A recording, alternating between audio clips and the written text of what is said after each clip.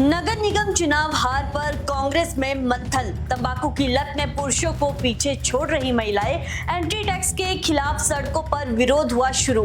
इन सब के अलावा और भी बहुत कुछ रहेगा इस बुलेटिन में। आप देख रहे हैं इनॉक्स न्यूज। तो आइए जानते हैं अब तक की बड़ी खबरें। हिमाचल के चारों नगर निगमों के चुनाव परिणाम घोषित होने के बाद अब सबकी नजर महापौर पद के आरक्षण रोस्टर पर टिक गई है। 63 वार्डों में नए पार्षद चुन लिए गए हैं, लेकिन राज्य सरकार की ओर से अभी तक मेयर पद का आरक्षण रोस्टर जारी नहीं किया गया है। ऐसे में राजनीतिक दलों और संभावित दावेदारों के बीच असमंजस की स्थिति बनी हुई है।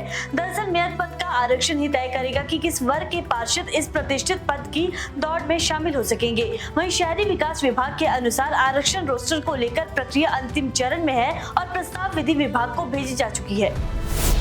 हिमाचल प्रदेश में अगले कुछ दिनों तक मौसम का मिजाज बदला हुआ रहेगा। मौसम विभाग ने 3 से 6 जून तक प्रदेश के कई जिलों में बारिश को लेकर येलो अलर्ट जारी किया है। इस दौरान चंबा, कांगड़ा, कुल्लू, मंडी, शिमला, सोलन और सिरमौर में हल्की से मध्यम बारिश, गरज चमक और 30 से 40 किलोमीटर प्रति घंटे की रफ्तार से तेज हवाएं चलने की संभावना भी जताई गई है।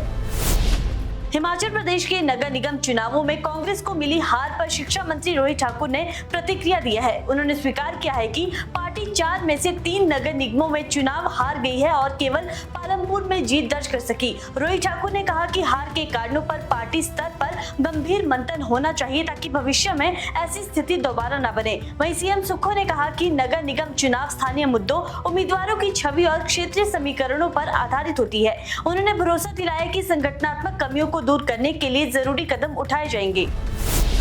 1993 बैच के आईएएस अधिकारी कमलेश कुमार पंत को राज्य सरकार का नया मुख्य सचिव नियुक्त किया गया है। राज्यपाल की ओर से जारी आदेशों के अनुसार उन्हें जनहित में तत्काल प्रभाव से ये अतिरिक्त जिम्मेदारी सौंपी गई है।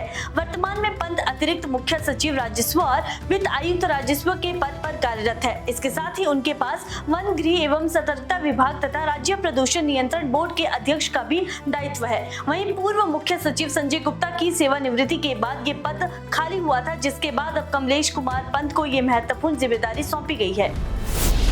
नेशनल फैमिली हेल्थ सर्वे 6 की रिपोर्ट में हिमाचल प्रदेश को लेकर दिलचस्प आंकड़े सामने आए हैं। रिपोर्ट के अनुसार पुरुषों में तंबाकू सेवन की दर घटी है, लेकिन महिलाओं में इसका इस्तेमाल बढ़ा है। 15 साल से अधिक आयु की तंबाकू सेवन करने वाली महिलाओं का प्रतिशत बढ़कर 1.9% हो गया है, जबकि ग्रामीण क्षेत्रों में ये आंकड़ा 2% तक पहुंच गया है। वहीं पुरुषों में तंबाकू सेवन 32.2% से घटकर 28.9% रह गया है। वहीं शराब के सेवन में भी पुरुषों के आंकड़ों में गिरावट दर्ज की गई है। हिमाचल में एंट्री टैक्स को लेकर विवाद एक बार फिर सड़कों पर पहुंच गया है। पंचायत चुनाव खत्म होते ही इलाका संघर्ष समिति के नेतृत्व में लोगों ने प्रदेश के 52 एंट्री पॉइंट्स पर प्रदर्शन किया।